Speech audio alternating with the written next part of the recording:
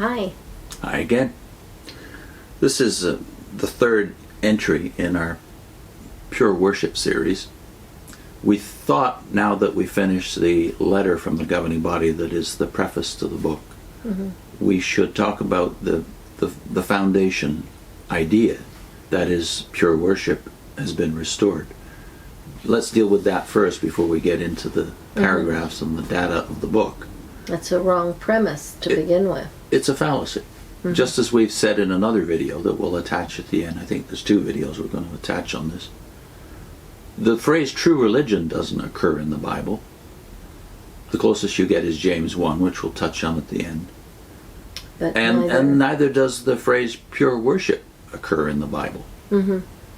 So where do they get this idea from? Well, you get it from the narrative that you've been sold, that there once was a worship that was true and clean from the standpoint of God. But actually what you have in the Bible is acceptable worship. It's never pure because it's offered by impure worshipers. Yeah. So when you think of the data of Scripture and take the microscope to it, the period that we know from the Old Testament, let's say, Abraham, was he a pure worshiper of Jehovah? Yeah. Part of the problem is that the Watchtower tries to clean up all the bad stuff that these people do. Any wavering is made into something that was okay, justified. Oftentimes they'll do that. It's hard to do that, so then they just ignore it. So we've already used the example of Abraham, his very serious compromises that causes severe repercussions in the book of Genesis alone, and then throughout history, let's say in the birth of Ishmael. We've also said the same about Jacob. Yeah. Jacob, they just mostly choose to ignore. Most of what he did, and his life was full of mess-ups. But he's the father of the chosen people, Israel himself. On his best days, he's Israel, and on all the other days, he's Jacob, right? Yeah. And then But then there's Moses, the people. Moses and the generation that was Moses and Joshua's generation. All of them died in the wilderness. Yeah. So their worship was not even acceptable to Yahweh. He didn't spare them, but he did spare their children. And then you get down to David and Solomon. Yeah. And that's the period that's usually regarded as the golden age as far as the Jews are concerned, the golden age of Israel. But you look closely at their lives, and there was a lot of mess up, even in David's life, that again we ignored when we were witnesses. We think of the heroic parts. Then I think we kind of know about Solomon, though. Yeah. He was not even, in his latter days anyway, a true worshiper of Jehovah. He totally compromised the faith of Israel by his example. So you get the books of Kings and Chronicles, and over again we hear of the declension of Israelite religion, and even when there's a good king, it's pulled back, and then it goes again, and goes south again. So the exile is the cure. Yeah, and the need for prophets through all that period of time to keep correcting people. And they are rejected, as Christ plainly said. They're rejected by the leaders of the people. And yet you still call that God's organization. So how do you get true religion and pure worship when you know that the history from Abraham, 2,000 down to about 400, is full of this declension? And then you think, okay, well, that was all cleaned up. We get to the New Testament, and well, did the exile clean up Israel? Because what's the situation when we get to Jesus and the Apostles' day? Yeah, well, you know he's not happy with them, and he's teaching them and trying to correct them. So they weren't pure. So when you begin your analysis of your own role in the world today with the concept that we must be pure worshippers of Jehovah to be acceptable to Jehovah. And they say they're restoring it. They do say they're restoring it. So when was it, this pure time of worship? So is the word pure ever used of worship in either testament? Well, we looked up pure in the concordance, or David did. In the JW Concordance, which you're familiar with, that maroon book, look it up if you have a copy or can access a copy. Look at the word pure as it's used in the New World Translation, and you quickly see patterns develop. It's never used of religion or of worship. It's usually used of stuff, objects like pure utensils gold, utensils, right. And in the book of Revelation, it's used similarly of the city of God at the end, the New Jerusalem, and pure gold in respect to that. But pure elsewhere is used of character, of attributes of people, people, individuals, never of the totality or a group. The community. Yeah. A good sample as to how the Bible uses it, I think, is book of Proverbs. Look, for instance, at Proverbs 16, verse 2. The Silver Sword translates it, all of a man's ways seem right to him, but Jehovah examines the motives. So this right, in the footnote, it says is literally pure. So I don't know why they changed it, because in earlier ones they didn't have it that way. The ESV says in that verse, all the ways of a man are pure in his own eyes, but Yahweh, our Lord, weighs the spirit.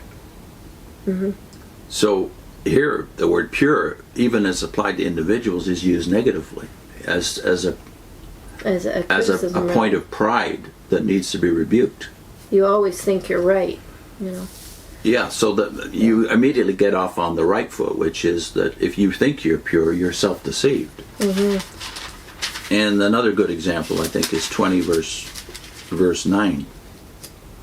Who can say, I have cleansed my heart, I am pure from my sin? The ESV, who can say, I have made my heart pure, I am clean from my sin? Yeah, so an individual can't even say it. So if an individual can't say it, how about a community or a religion? Yeah. And then chapter 30. I think this is a killer. So verse 12? Verse 12. There is a generation that is pure in its own eyes, but has not been cleansed from its filth. So again, it's this misled view of yourself as pure. But here it's plural, isn't it? There's a generation, or there are those, the ESV says, there are those who are clean in their own eyes, but are not washed of their filth. So it is possible for an entire community to think they're pure. Well, we know that. They're approved by God because they're pure. Yeah. And let's look at the context. So how does it read from verse 11 to 14 in the New World Translation? There is a generation that curses its father and does not bless its mother. There is a generation that is pure in its own eyes, but has not been cleansed from its filth. There is a generation whose eyes are so haughty, and whose eyes look so arrogantly. There is a generation whose teeth are swords, and whose jaws are slaughtering knives. They devour the lowly ones of the earth, and the poor from among mankind.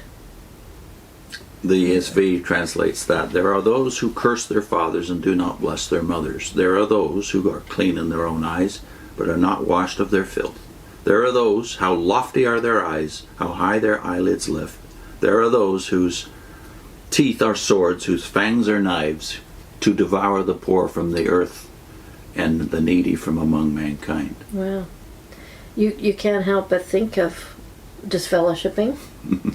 You know, we won't respect our mothers and fathers and children. And teeth. Well, I think he's talking about speaking, the way they speak. Yeah, and pride, verse 13, obviously. Yeah. Lofty are their eyes, how high their eyelids lift. Well, yeah. Obviously, this is ridiculous, but it is obviously true for the Proverbs to have to comment on it so emphatically. They are not pure. They think they are pure. So was there pure worship in the first century? Because that's the default. If you say, well, okay, in the Old Testament there were lots of problems and Christ hadn't come yet and the Holy Spirit hadn't come yet, etc. But when you get to the New Testament and look at the data there, does the situation change? And there we have James. I couldn't help but think of James as we read this, because he's the kind of the Proverbs, the wisdom literature of the Old Testament. And how does he approach this subject of true religion? Or pure worship, as you call it. I think as witnesses we're familiar with 27, but you want to read 26 as well? Sure. If any man thinks he is a worshipper of God, but does not keep a tight rein on his tongue, he is deceiving his own heart, and his worship is futile. The form of worship that is clean and undefiled from the standpoint of our God and Father is this: to look after orphans and widows in their tribulation, and to keep oneself without spot from the world. And we know he has half a chapter on the tongue, just 2 chapters in. Chapter 3, that is. Yeah. So obviously James is having a problem in his churches, because he seems to supervise the work of the Jewish church in Judea anyway, and throughout the world. This was written to the 12 tribes scattered about. So he's talking to all of the churches. Yeah. And he's saying this is a problem. So it's nothing to do with doctrine. It's how you're living. Yeah. And I think if you add in verse 26 there, the Watchtower is disqualified right away, because they do not keep a tight rein on their tongue. Now, I remember that verse in Zephaniah that used to tickle us. I noticed they've changed the translation of it now in the Silver Sword, about the verse in Zephaniah 3. Tricky tongue? The tricky tongue of the remnant, right? The tricky tongue. Yeah. That will not be a characteristic of the true remnant. But so, I mean, we frequently get people saying, well, if it's not Jehovah's Witnesses, who is it? Look, so they want us to look for somebody who makes bigger claims and bigger brags. But that would be going against this. The church doesn't make the claim, we're so great. Or that we're the pure worshippers of Jehovah. Yeah. Or the Lord. Yeah. They don't call themselves, denominations don't call themselves the true religion. Christianity, they believe, is the true religion. Yeah. Christianity, not their denomination. They don't call themselves the truth. Yeah. The right ones, and only through us.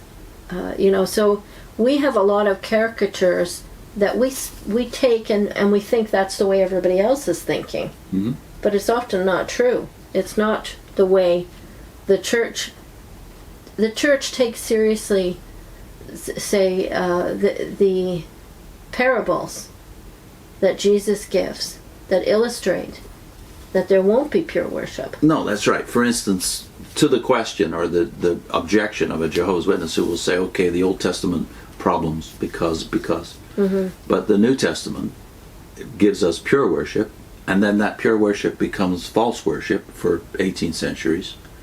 But the truth is that even if you just took the 2 parables from Matthew 13, the famous parable of the sower and the wheat and the weeds, what would you expect about church history? You've got unbelievers and believers worshiping together. Yeah. Just like in Israel, you had believers and unbelievers worshiping together. Yeah, worshiping the same place. Yeah. They're a visible community, but they're not all believers. So how can you ever expect there's going to be pure worship on earth, as long as that's true? And it's true among Jehovah's Witnesses. Now they might say, well, after he dies, then things change. But then all you have to do is look at Corinthians. Yeah, but if you didn't have the rest of the New Testament, just had those 2 parables, would you not expect that what you're going to have is more or less what Israel had? Yeah, yeah. Not everybody will take it seriously. Even true believers won't produce fruit to the same degree. There'll be problems, therefore. Mm-hmm. And then you have the weeds mixed in. Now, we've made videos on that before. But we wanted to link, I think, the James. Well, there's another point, though, that I think we should stress, that even though in the Old Testament and the New Testament era, believers and unbelievers are side by side worshiping the same God together, even the worship of the believers is impure. This is what Proverbs supplies, right, in the way of insight. Mm-hmm. We're self-deceived if we think what we offer is acceptable to Jehovah in itself. It's only pure worship because he accepts it. Yeah. Well, it's not called pure worship, right? It's not called pure worship. It's just, it's acceptable. Worship. Accepted worship. Yeah. Yeah. And the 2 links are, one was a discussion we had from Ray Franz in Christian Freedom. True religion, ? Are Jehovah's Witnesses in the truth? What says James? So that's where we deal with the James one. And the second one is fallacy. JW's is, how can you identify the true religion? The right question. See you next time.